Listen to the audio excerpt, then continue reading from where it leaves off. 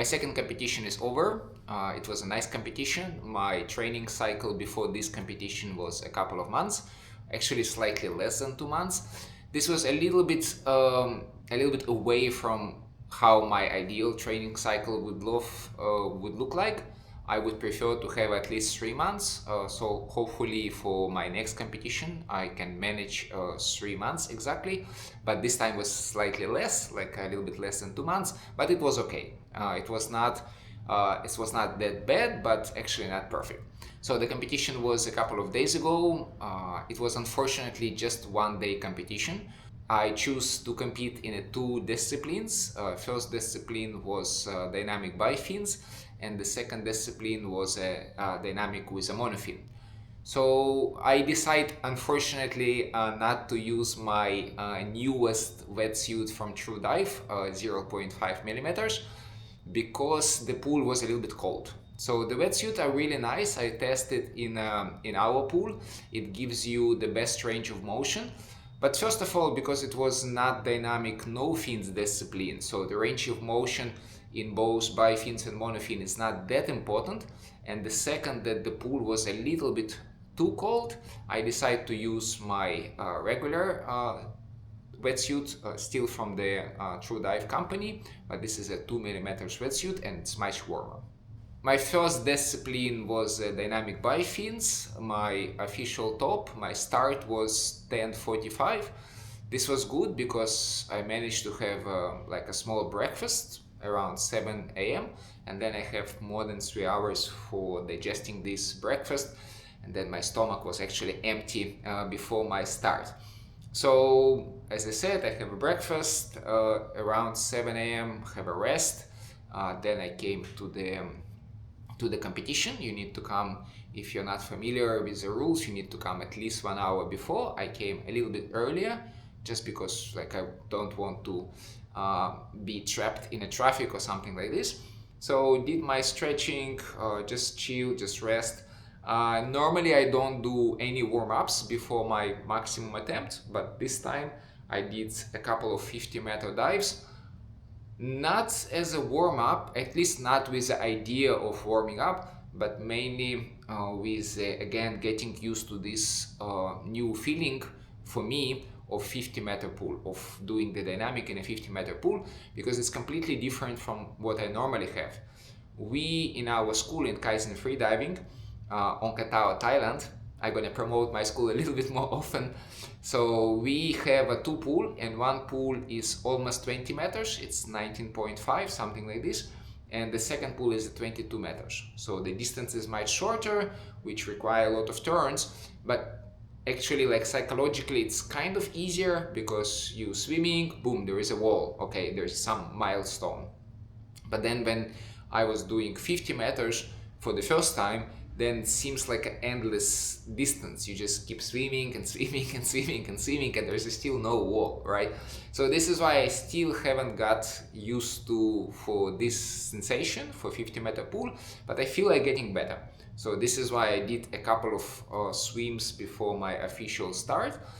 It was already like better than it used to be before. So yeah, I feel more confident in this pool now. I finished my second 50-meter pool distance maybe like 15 minutes before my official top, or maybe even 20 minutes. And then I just have a rest, just get used to the platform on which you're standing because the pool is deep. And then I did my 150-meter dive. This was a plan. The plan, as if you watch my previous video, the plan was 150 meters. Unfortunately, on official list, it's come up as a 149 because I come up slightly early. And this is also a really good lesson because during the training session, I wouldn't think about this. That let's say if this is a wall and you're coming up and then first your arm coming up like a little bit before the wall and then you grab it, right? And this is what happens during this dive, as you can see. But for the official rules, this is going to be 149. No bad feeling, the judges did absolutely right thing to give me 149, not 150. I do understand that, but yeah, it was a little bummer. Okay, so then My second discipline was in a 3 hours, and this was bothering me a little bit because obviously after 150 meters I have some lactic in my legs. By the way, the whole dive was okay-ish. It was not super difficult dive, but it was obviously not like super easy. I would say 6 out of 10 in terms of the difficult dive. I have some urge to breathe, obviously, not super strong. On my video of the surface protocol, I don't see that I look hypoxic, so this is a good sign. But my legs get a little bit tired. I think this was one of the mistakes in my training cycle, that I haven't spent that much time to work on this part of my dive, because I was thinking 150 it's not going to be a challenge for my legs, so I need to think about this a little bit more. Okay, so I have a 3 hours. During these 3 hours I have a really light meal again, just like I think 1 banana and a little bit like grapefruits. Drink some water and just chill, just like lie down in some quiet place and just try to fall asleep, right? Okay, so then was my monofin dive. As I told you on my previous videos, I don't have a big monofin. I'm now actually considered to buy it. I'm checking different options, but at this moment I have a Molchanov silicone monofin, which is a short one. So I done with it maximum 100 meters before in our pool, maybe slightly more. And this time the plan, again, as I told you on my previous video, the plan was to do 100 meters, and then I changed it for the really stupid reason. The divers who was swimming before me, I was just see the guy just like swimming his distance, and then he reached 100 meters. I was thinking, okay, he now gonna come up, but he turned and swim a little bit more and come up. So I guess it was like 102 meters or something like this. And I decide like, okay, I'm not gonna stop at 100-meter mark, I'm gonna swim a little bit more. So I swim 100.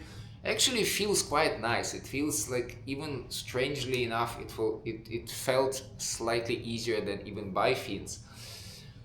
So then I turn, I was like, okay, how much I want to swim more? I did a couple of kicks. I was thinking maybe should I try to do 125?